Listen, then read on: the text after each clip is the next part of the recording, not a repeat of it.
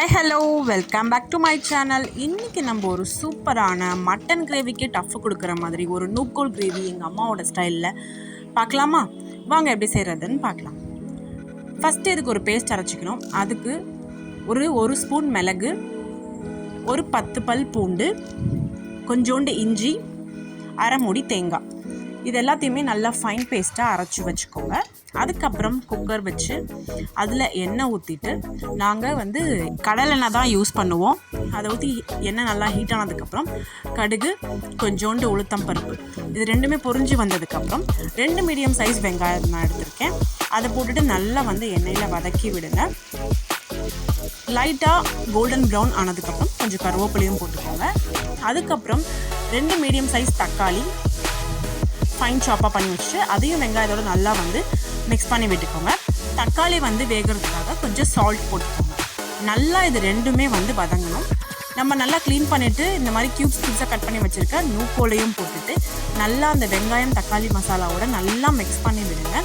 நம்ம போட்டிருக்க வெங்காயம் தக்காளி கருவேப்பிலை எல்லாத்தோடைய ஸ்மெல்லும் அது நல்லா வேகணும். அதுக்கப்புறம் அரை ஸ்பூன் மஞ்சத்தூள், 2 ஸ்பூன் மிளகாத்தூள் வீட்டில் அரைச்சது, எல்லாத்தையுமே போட்டுட்டு நல்லா மிக்ஸ் பண்ணி விடுங்க.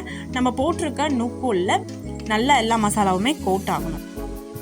ஒரு 5 மினிட்ஸ்க்கு அப்புறம் நம்ம அரைச்சி வச்சுருக்க இந்த பேஸ்ட், மிளகு, பூண்டு, இஞ்சி, அதுக்கப்புறம் தேங்காய், இதெல்லாமே நல்லா மைய அரைச்சிட்டு இந்த கிரேவியில் போட்டு நல்லா மிக்ஸ் பண்ணிக்கோங்க.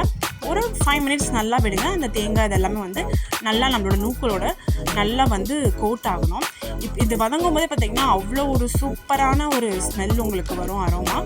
அதுக்கப்புறம் மிக்சியில் கொஞ்சமாக இருக்கிறது எல்லாமே நல்லா வாஷ் பண்ணிட்டு அதையும் போட்டுட்டு கொஞ்சமாக அந்த முழுகிற அளவுக்கு தண்ணி ஊற்றிட்டு ஒரு 5 விசில் வந்ததுக்கப்புறம் ப்ரெஷர் எல்லாமே இறங்கினதுக்கப்புறம் நம்ம குக்கரை ஓப்பன் பண்ணி பார்க்கலாம். குக்கர் நல்ல விசில் வரும்போதே சூப்பரான ஒரு ஸ்மெல் வருங்க. நம்ம எப்படி மட்டன் கிரேவி பண்ணுறோமோ அதே மாதிரி ஸ்மெல் வரும் இதுலேயும். அதுக்கப்புறம் நல்லா பார்த்திங்கன்னா எண்ணெய் பிரிஞ்சு வரும். நம்ம ஒரு கொத்து கருவேப்பிலை, நல்லா ஃபுல்லாக கருவேப்பிலை கொத்தமல்லி எல்லாத்தையும் தூவி ஒரு மிக்ஸு கொடுத்து நல்லா சப்பாத்தி, அதுக்கப்புறம் ரைஸு, அதுக்கப்புறம் இடியாப்பம், தோசை எல்லாத்துக்குமே வச்சு சாப்பிட்றதுக்கு சூப்பரான ஒரு டிஷ்ஷுங்க. ட்ரை பண்ணி பார்த்துட்டு டேஸ்ட் எப்படி சொல்லிட்டு கமெண்ட் பண்ணுங்கள். தேங்க்யூ.